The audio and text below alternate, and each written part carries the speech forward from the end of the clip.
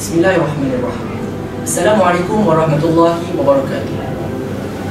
Bayangkan, seorang lelaki berjubah putih, berkopiah di kepala, akannya sampai masuk ke dalam masjid. Wajahnya sentiasa dihiasi dengan senyuman. Kita akan rasa yang inilah contoh Muslim yang sejati. Tapi, betul ke Islam itu hanya sekadar apa yang mata kita lihat? Saya ceritakan kisah seorang kawan saya. Sebab kadang-kadang apa yang kita tahu depan mata itu indah sangat, tapi belum tentu sama dengan apa yang terjadi di belakang tabir. Saya ada seorang kawan, namanya Ali. Ali ni hampir setiap waktu dia akan solat berjemaah di masjid. Bicaranya lembut, sopan santun, perbuatannya tidak kasar, wajahnya sentiasa dihiasi dengan senyuman.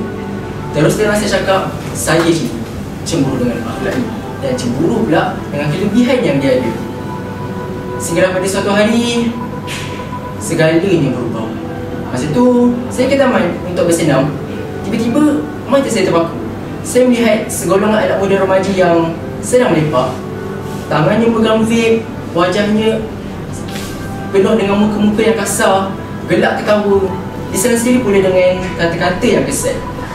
Dan di situ, salah seorang daripada mereka adalah Ali. Saya terkejut, hampir tak percaya. Hati saya berbicara, ni Ali kawan saya ke atau kembar yang pernah terpisah waktu dia kecil? Dan mulut saya mula berbicara, ni Ali kawan saya ke? Tapi ya, memang betul, itu Ali.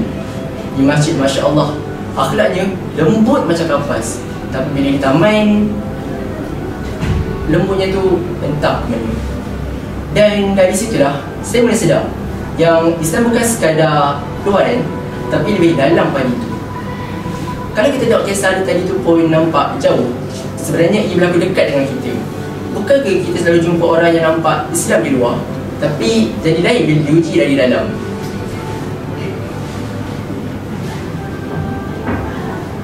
Kadang-kadang kita suka nampak Islam di luar, sampai kita lupa untuk menangkapkannya di dalam.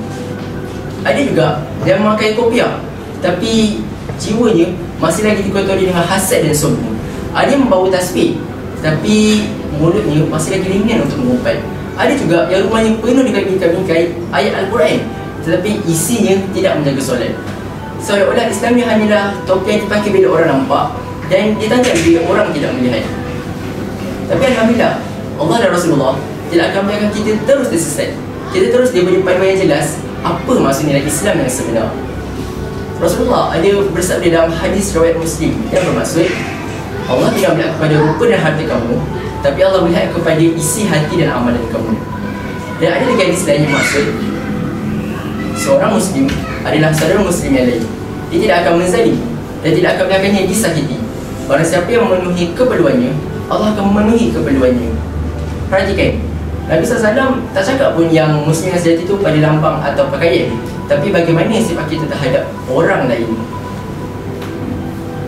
Jadi, lepas saya renung balik, saya mula faham yang Islam bukanlah sekadar hiasan pada dinding, bukanlah imej pada pakaian, tapi bagaimana sifat kita terhadap orang lain. Bagaimana kita mengamalkan isi hati dan amalan kita itu di dalam. Kalau kita memakai kopiah, dan kepala kita ni tunduk pada takwa. Kalau kita solat di masjid, biarlah akhlak kita ni juga menyelah di luar masjid. Kalau kita memberi salam, biarlah lidah kita ni jujur dalam bertutur.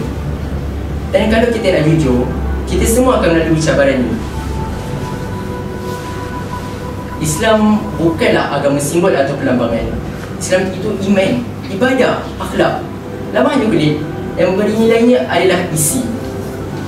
Sekarang, cuba bayangkan kalau setiap daripada kita hidup dengan Islam, tapi benar-benar hidup dengan Islam, apa akan jadi pada keluarga, masyarakat, negara? InsyaAllah, keluarga akan bahagia, masyarakat akan harmoni, dan Islam akan kembali dipandang tinggi. Mari kita jadi Muslim yang bukan hanya berimej ke Islam, tapi hidup dengan Islam. Ya Allah, jadikanlah kami hamba-Mu yang menghidupkan Islam dengan hati dan perbuatan, bukan sekadar penambangan kosong. Amin ya rabbal alamin. Wassalamualaikum warahmatullahi wabarakatuh.